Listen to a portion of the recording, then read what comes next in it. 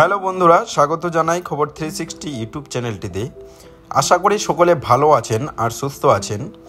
বর্তমানে একটি বিষয়ের উপর খুব জোর দেওয়া হচ্ছে, যেটি হলো জিএসটি। সরকার বিভিন্ন ধরনের দ্রব্য জিনিস, বাইক থেকে শুরু করে আমাদের খাওয়ার জিনিসের উপর জিএসটির হার কমিয়েছে, যার ফলে সরকারের কিছু ক্ষতি হতে পারে।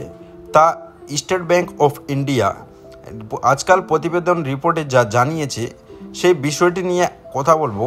কাজে ভিডিওটি খুব মনোযোগ সহকারে শেষ পর্যন্ত দেখবেন, কারণ প্রত্যেকটি জিনিস বা তথ্য জানা আপনার খুব জরুরি। চলুন কথা না বাড়িয়ে ভিডিওটি শুরু করা যাক। বন্ধুরা, তার আগে একটি ছোট্ট রিকোয়েস্ট, চ্যানেলে নতুন হলে অবশ্যই চ্যানেলটিকে সাবস্ক্রাইব করবেন। এখানে বলা হয়েছে, দেখেন, জিএসটির কমায় কেন্দ্রের রাজস্ব ক্ষতি হবে প্রায় 37,000 কোটি টাকা। আজকাল প্রতিবেদনে এটি প্রকাশ হয়েছে। জিএসটির হার কমানোর দরুন কেন্দ্রের রাজস্ব ক্ষতি হবে কমপক্ষে 37,000 কোটি টাকা। তাদের সাম্প্রতিক গবেষণাপত্রে একথা জানিয়েছে state bank of India. State bank of India সরাসরি জানিয়ে দিয়েছে যে জিএসটির কমানোর ফলে রাজস্ব ক্ষতি হবে কমপক্ষে 37,000 কোটি টাকা, এবং কেন্দ্রীয় সরকারের হিসেবে জিএসটির হার কমানোর ফলে রাজকোষ ধাক্কা লাগতে পারে প্রায় 48,000 কোটি টাকা।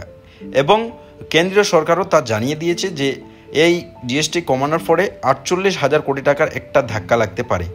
এসবিআই এই রিপোর্টে বলা হয়েছে, কম করে রাজস্বের ক্ষতি দাঁড়াবে 37,000 কোটি টাকা, এবং তার প্রভাব পড়বে রাজকোষ ঘাটতিতে এবং ব্যাংকিংয়ের ক্ষেত্রে। জিএসটির সংস্কারের প্রভাব ইতিবাচক বলে জানানো হয়েছে এই রিপোর্টে। এই খবরে জানিয়েছে সংবাদ সংস্থা পিটিআইআর। আগে জিএসটির হার কমে ছিল 4 ধরনের, মানে জিএসটির হার আগে কম করে 4টি ধরনের ছিল, যেমন 5, 12, 18 ও 28%। সেই পার্সেন্টেজ বা শতাংশকে কমিয়ে করা হয়েছে 5 ও 18%। তাছাড়া কিছু পণ্য জিএসটির ধার্য করা হয়েছে 40%। এখন কর হার সংস্কারের তরুণ প্রায় 295টি পণ্যের উপর জিএসটির হার 12 থেকে 5 কিংবা 0% হয়েছে, যার ফলে চলতি অর্ধবর্ষে ভাগ্য পণ্যের দাম সূচক ভিত্তিক মুদ্রাস্ফীতির হার 25 থেকে 30% পর্যন্ত কমতে পারে, এবং 2026 সালের মুদ্রা স্থিতিগত এর ইতিবাচক প্রভাব থাকবে বলে স্টেট ব্যাংকের রিপোর্টে জানানো হয়েছে। অর্থাৎ বন্ধুরা, এই রিপোর্ট থেকে আমরা জানতে পারছি যে প্রত্যেকটি জিনিসের উপর জিএসটির হার কমানোর ফলে কেন্দ্রীয় ও রাজস্বের ক্ষতি হতে পারে প্রায় 48,000 ও 37,000 কোটি টাকা।